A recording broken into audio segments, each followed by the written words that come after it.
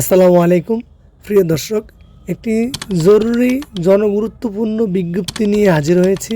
বাংলাদেশে অবস্থিত ভারতীয় ভিসা আবেদন সেন্টার কর্তৃক প্রকাশিত বিজ্ঞপ্তিতে বলা হয়েছে, আগামী 16ই জুন পবিত্র ঈদুল আজহা উপলক্ষে বাংলাদেশে অবস্থিত ভারতীয় ভিসা অ্যাপ্লিকেশন সেন্টারের 5টি মিশনের 16টি আইম্যাক্স সেন্টার বন্ধ থাকিবে। 16ই জুন তারিখে পূর্ব নির্ধারিত ভারতীয় ভিসা আবেদনকারীর আবেদন জমা নেওয়ার নতুন সময়সূচি ঘোষণা করেছে ভারতীয় হাইকমিশন।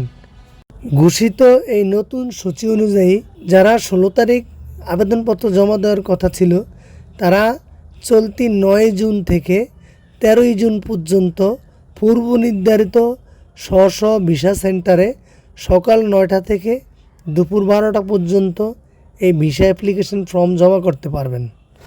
প্রিয় দর্শক, আসন্ন ঈদুল আজহার সময় ট্রেনের যাত্রা ঠিক রাখতে বাংলাদেশ ও ভারতের যৌথ সম্মতিতে বাংলাদেশ ও ভারতের মধ্যে চলাচলকারী 3টি আন্তঃদেশীয় যাত্রীবাহী ট্রেনের চলাচল বন্ধ রাখা হবে।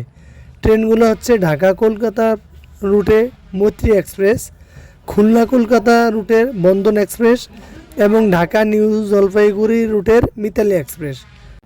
রেলের সিদ্ধান্ত অনুযায়ী মৈত্রী এক্সপ্রেস ট্রেন 14 জুন থেকে 22 জুন 9 দিন বন্ধ থাকবে। বন্ধন এক্সপ্রেস 12 জুন থেকে 20 জুন 9 দিন বন্ধ থাকবে এবং মিতালি এক্সপ্রেস 16 জুন থেকে 20 জুন পর্যন্ত 5 দিন যাতায়াত বন্ধ থাকবে।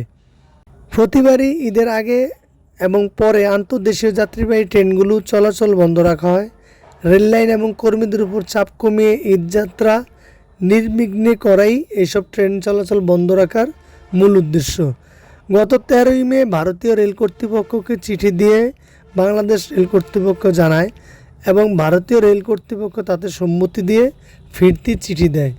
এর ফলশ্রুতিতে উক্ত ট্রেনগুলোর যাতায়াত বন্ধ রাখার সিদ্ধান্ত হয়।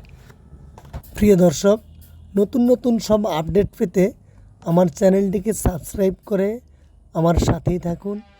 অবশ্যই কমেন্টস করবেন। ভালো থাকবেন। আল্লাহ হাফেজ।